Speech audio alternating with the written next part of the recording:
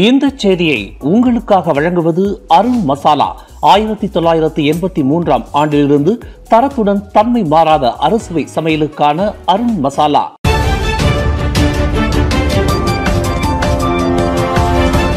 வணக்கம். திசைகளின் ஒரு மணி செய்திகள். எடுத்தோம் கவிழ்த்தோம் என்று முடிவு எடுக்க இயலாது. தான் ஸ்ரீ விக்னேஸ்வரன் திட்டவட்டம்.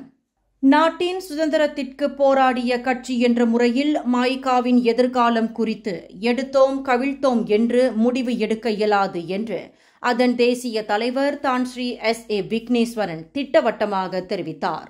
பரிசான் நேஷனலுடன் மாய்கா தொடர்ந்து பயணிப்பது குறித்தும் எதிர்காலத்தில் அந்த கூட்டணியுடன் தொடர்ந்து இருப்பது குறித்தும் ஆழ்ந்து சிந்தித்த பிறகே முடிவு செய்யப்படும் என்று தான் ஸ்ரீ விக்னேஸ்வரன் குறிப்பிட்டார்.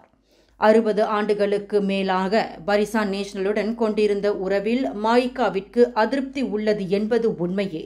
ஆனால் தொன்று தொட்டு காலம் முதல் கொண்டிருந்த உறவிலும் நட்பிலும் எடுத்தோம் கவிழ்த்தோம் என்று உறவை அதிரடியாக முறித்து கொள்ள முடியாது என்று தான் ஸ்ரீ விக்னேஸ்வரன் குறிப்பிட்டார். இது மாய்கா மட்டும் அல்ல, இருதரப்பு நலன் சார்ந்த விவகாரம். எனவே மாய்கா எதிர்காலம் குறித்து ஆழ்ந்து சிந்தித்து பல விவகாரங்களை சீர்தூக்கி பார்த்து முடிவு எடுக்கப்படும் என்று தான் ஸ்ரீ விக்னேஸ்வரன் தெரிவித்தார். நேற்று ஞாயிற்றுக்கிழமை கடாக்குலேம் பயபசார் வட்டாரத்தில் வீற்றிருக்கும் ஸ்ரீ கருமாரியம்மன் ஆலய மண்டபத்தில் மலேசிய சிலம்ப கழகத்தின் 2025 ஆண்டுக்கான தான் ஸ்ரீ விக்னேஸ்வரன் சுழற்கிண்ண சிலம்ப விளையாட்டுப் போட்டியை அதிகாரப்பூர்வமாக தொடக்கி வைத்த பின்னர் செய்தியாளர்களிடம் பேசுகையில் முன்னாள் மேலவை தலைவரான தான் ஸ்ரீ விக்னேஸ்வரன் மேற்கண்டவாறு கூறினார்.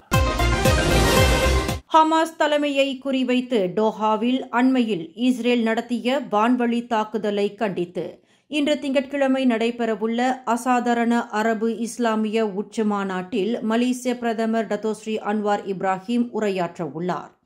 மலேசிய நேரப்படி இன்று அதிகாலை 2:30 மணியளவில் கத்தாரின் டோஹா ஹமாஸ் அனைத்துலக விமான நிலையத்தை அடைந்த அன்வாருக்கு கத்தார் துணை பிரதமர் ஷேக் சவுத் பின் அப்துல் ரஹ்மான் அல் தானி தலைமையிலான அமைச்சரவை குழு வரவேற்பளித்தது.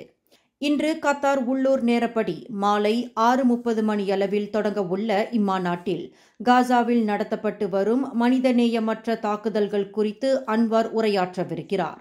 அன்வாருடன் மலேசிய வெளியுறவு அமைச்சர் டத்தோசரி முகமது ஹசான், பிரதமர் துறை துணை அமைச்சர் டாக்டர் ஜுல்கிஃப்லி ஹசான் ஆகியோரும் இம்மாநாட்டில் பங்கேற்கின்றனர்.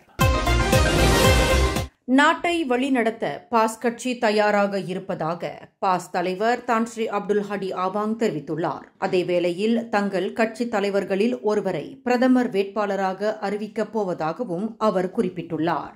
அதேவேளையில் கூட்டரசு அரசியல் அமைப்பின் மேலாதிக்கத்தை கடைபிடித்து இஸ்லாத்தின் உண்மையான கோட்பாடுகளின் அடிப்படையில் ஒரு அரசாங்கத்தை அமைப்போம் என்றும் ஹடி ஆவாங் குறிப்பிட்டுள்ளார். என்றாலும் பன்முக சமூகம் என்ற கருத்துக்கு ஏற்ப மற்ற இனங்களின் உரிமைகளையும் நம்பிக்கைகளையும் புறக்கணிக்க மாட்டோம் என்று உறுதிப்படுத்தியுள்ள அவர், நாட்டிலுள்ள பிரச்சினைகளுக்கெல்லாம் இஸ்லாம் மட்டுமே ஒரே தீர்வு என்று அனைத்து தரப்பினரும் நம்ப வேண்டும் என்று கூறியுள்ளார். தேசிய சுகாதாரத்தை பாதுகாப்பதிலும் நாட்டின் சுகாதார கொள்கைகளை வடிவமைப்பதிலும் மருத்துவர்கள் தலைவர்களாக நியமிக்கப்பட வேண்டும் என்று மலேசிய மருத்துவ சங்கத்தின் புதிய தலைவரான டாக்டர் ஆர் திருநாவுக்கரசு தெரிவித்துள்ளார். மருத்துவர்களுக்கு அதிகாரம் அளிப்பது கிராமப்புறம் முதல் 3ஆம் நிலை மருத்துவமனைகள் வரை அதில் பணியாற்றும் சுகாதார பணியாளர்களின் பணிகளை மேம்படுத்துவது என 3 முக்கிய உறுதிமொழிகளை தாம் எடுத்துள்ளதாகவும் அவர் குறிப்பிட்டுள்ளார். அதேவேளையில் அதிகப்படியான பணி சுமை மற்றும் விரோதமான பணி சூழல் உள்ளிட்ட கடுமையான சவால்களை மருத்துவ பணியாளர்கள் தொடர்ந்து எதிர்கொள்வதாகவும் டாக்டர் திருநாவுக்கரசு தெரிவித்துள்ளார். டாக்டர் கல்விண்டர் சிங் கைராவுக்கு பிறகு மலேசிய மருத்துவ சங்கத்தின் புதிய தலைவராக பொறுப்பேற்றுள்ள டாக்டர் ஆர் திருநாவுக்கரசு அடுத்த ஓராண்டிற்கு அவ்வமைப்பின் தலைவராக பணியாற்றவுள்ளார். சபா மாநிலத்தில் கடந்த சில நாட்களாக வீசி வரும் தொடர் புயலின் காரணமாக அங்கு பல்வேறு மாவட்டங்களில் புதிய நிலச்சரிவுகளும் வெள்ளப்பெருக்கும் ஏற்பட்டுள்ளது. இன்று திங்கட்கிழமை நிலவரப்படி பாப்பார் மற்றும் மும்பாக்குட் ஆகிய மாவட்டங்கள் பேரிடர் பகுதிகளாக அறிவிக்கப்பட்டு அங்குள்ள மக்கள் வெளியேற்றப்பட்டு வருகின்றனர். அதேவேளையில் செபங்கார் மற்றும் பெனாம்பாங் ஆகிய பகுதிகளில் பல்வேறு இடங்களில் நிலச்சரிவுகள் ஏற்பட்டுள்ளதாக தகவல்கள் கூறுகின்றன. டாமாய், லுயாங், பெனாம்பாங், பீஃபாட் மற்றும் பாப்பார் ஆகிய பகுதிகளில் குடியிருப்புகள், வர்த்தக பகுதிகள் வெள்ளத்தால் கடுமையாக பாதிக்கப்பட்டுள்ளன. இந்நிலையில் சபா மாநில பேரிடர் மீட்புக் குழு, தீயணைப்புத்துறை மற்றும் காவல்துறையினருடன் அரசு சாரா இயக்கங்களும் இணைந்து மீட்பு நடவடிக்கைகளில் ஈடுபட்டுள்ளன. நாளை செப்டம்பர் 16 மலேசிய தினத்தை முன்னிட்டு இவ்வார இறுதி முதல் சுமார் 2 லட்சம் மலேசியர்கள் தெற்கு தாய்லாந்திற்கு வருகை புரிந்துள்ளனர் என அந்நாட்டு சுற்றுலாத்துறை கூறுகின்றது. தங்கும் விடுதிகள், உணவகங்கள், போக்குவரத்து ஆகியவற்றிற்காக மட்டும் அவர்கள் சுமார் 50 மில்லியன் ரிங்கிட் வரை செலவு செய்திருப்பதாகவும் அவ்வறிக்கையில் தெரிவிக்கப்பட்டுள்ளது. தெற்கு தாய்லாந்தின் முக்கிய சுற்றுலா நகரங்களான ஹட்யாய், நாராதிவாட், யாலா, பத்தானி மற்றும் சொங்க்லா ஆகிய இடங்களில் உள்ள தங்கும் விடுதிகளும் உணவகங்களும் மலேசியர்களால் அதிகம் நிரம்பி வழிவதாகவும் கூறப்படுகின்றது.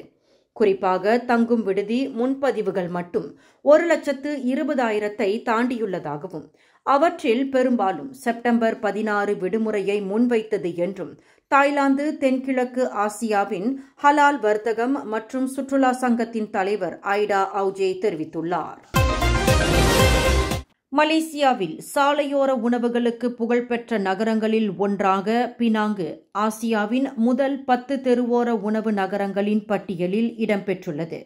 பிரிட்டிஷ் ஊடகமான டைம் அவுட் வெளியிட்டுள்ள அடிப்படையில் ஹானோய், சிங்கப்பூர், மும்பாய், சியாங்மாய், தைனான், ஒசாகா, பாங்காக், நொம்பென், பெங்குடு ஆகிய நகரங்களின் வரிசையில் பினாங்கையும் குறிப்பிட்டிருக்கிறது.